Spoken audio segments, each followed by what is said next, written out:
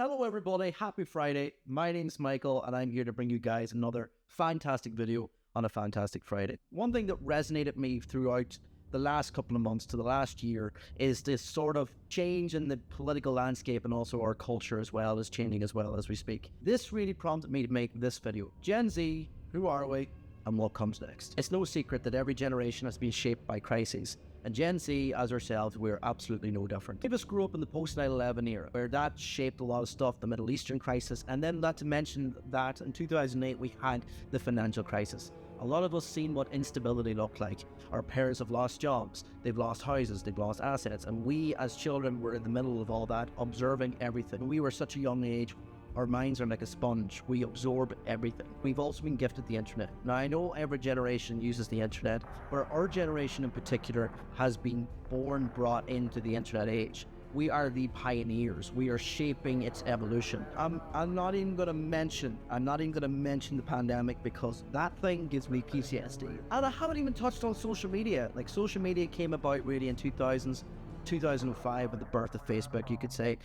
Instagram, Snapchat, TikTok, Vine, YouTube, everything just ballooned and blossomed during our generation. The algorithm has been altered with the data from them years that we have given to it. And because of this super fast pace, we are expected to adapt instantly to each changing landscape and each thing that's shifting below our feet. And we're not the only ones. Governments and conglomerates are at the stage now where they can't even keep education. We, out of any other generation on the planet or the history of this planet, is the most educated. Globally, we've had access to third-level education by unprecedented ratios. Third-level education, for most of the West anyway, has become affordable, where you can go to college with very little cost. What does this mean though? Because more people have become educated, it also dilutes the worth of a degree. Because so many people have went to university, got third-level educations, be it their bachelor's or master's or their PhD, because more people have been injected into the workforce, there is more of an abundance of people to pick from in the future workforce and the present workforce, therefore creating job instability. Not only instability, it's diluting the wages down. For myself personally, I have a master's degree. Was because I knew that my degree meant my bachelor's degree was basically, albeit worthless. Master's has now become the new bachelor's degree, and more people are going to do their master's degree. I'm not saying that's a bad thing, I think it's a great thing. But at the end of the day, education has taught us to think critically. Third-level education has taught us to think critically. Although a degree used to mean job security, job stability, right now it doesn't. All we have from education is our thinking brain. In the workforce, studies have shown that Gen Z has focused on many things other than actually getting the job done. We see in previous generations what occurs in the workforce: burnout, mental health issues, and no sense of purpose within the job. Since we are taught third-level education in abundance, we do have an element of critical thinking. We think faster because we've been brought up with the internet. All these things take an effect, and that's why we appreciate other things: mental health, work-life balance. We realize that jobs are not our lives, that the job is to support our life, not the other way around. And that can be quite frustrating for older generations such as millennials and boomers. I'm well aware of that, especially in my own current day job. Look back at ourselves and Gen Z and they think to themselves, my God, they have it easy. They are so entitled. We're not entitled. We're not. We do realize that we have to work, but at the same time, we don't have to work our butts off to the point where we have burnout. Jobs and corporations now have to adapt to this element of change within our generation type. And I think that's a great thing. We are creating and pioneering the way forward for the future workforce. I'm not even going to mention AI because that's a video on another time. Speaking of work and education, one thing that we've discovered during the pandemic, and I know I said I wasn't going to talk about it, but here we are, we're going to talk. During 2020 pandemic of COVID, we've seen a massive push digital world that has affected our daily life. For example, I work from home. A lot of people do as well and have the ability to work from home. People have to study from home.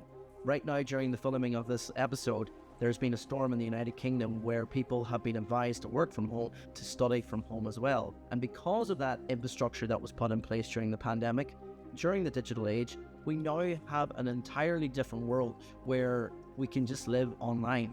We can literally order food, order stuff, go to work, study, and we can also date people online as well through Tinder, swipe right, swipe left, Grindr, whatever you're into. all without leaving the comfort of your own bed. That's scary. Not just how we live, but how we see ourselves. We as a generation also understand that our presence digitally is just much as important as we are seen presently. For example, your mom or dad probably could have went out, partied, made a mistake, got in trouble with the law, and it was never broadcasted anywhere. We now live in a world where there's over 8 billion smartphones worldwide, where everyone's a camera. You cannot escape the digital footprint that you leave. And that's the world we live in now. Internet age and digital age didn't just alter our way of life and how we perceived it and how we've been given information, which is great in a way. It also changed our own self-worth. We are redefining what the identity means in the future.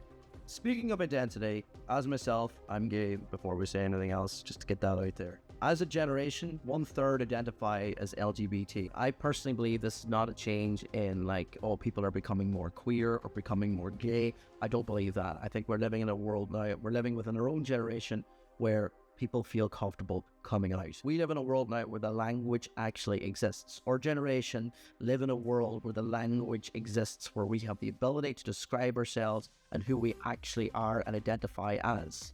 As such, the genie is out of the bottle and they cannot go back in. And this is going to have huge ramifications in terms of even the political bloc. We're now at a stage where 30% of the future generation voting blocs, and a lot of us at the moment are over the age of 18, are able to vote right now.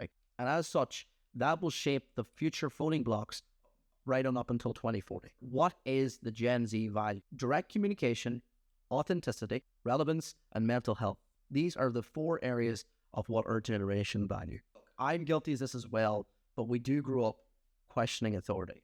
Not out of disrespect, but because we lived in a world where we had to be independent to do things ourselves, find the information ourselves, find the solution ourselves. And then relationships. We now live in a world where someone can just swipe right, block you or whatever. We want depth in a relationship, but we fear vulnerability. From my own personal point of view, I think in our private lives, we're quite ambitious, but really we're just also anxious. We're not unmotivated, I'd say. Right now, we live in a world where there's no clear roadmap forward due to the instability that currently exists amongst the political landscape. The future of the planet is now in our hands, and there's a couple of things that we're going to have to deal with. Look, we face enormous challenges going forward. Everything from climate change, political landscape, AI and automation, and self-identity. What does it mean to be human? That I know we're at the precipice of what seems to be disaster, but we do understand what can change the world.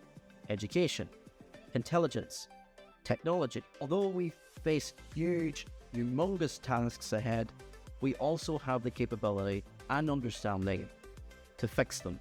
We live in a world where there's 2 sides of the coin. The first generation to understand the power of what we have and how we use them. We're not lazy, we're not unmotivated, we're not waste of spaces. We're just sort of broken and also trying to figure our way out. We're not completely formed yet. Gen Zs are just taking their step now into the workforce. It'll take time to figure out what's going to come next. But I am very confident in our ability to change the world, and I think we'll do wonders. We're the first generation again in history to understand the problems that we face and understand what it takes to find the solutions. I think we'll be okay. And with that, guys, I hope you liked the video. If you'd like to see more videos like this, please hit the like button, hit the subscribe button, and the notification bell as well, whenever a new video comes up. I post regularly every Friday on YouTube, post daily on TikTok, and daily on Instagram. So with that, guys, love yous, bye, and happy weekend.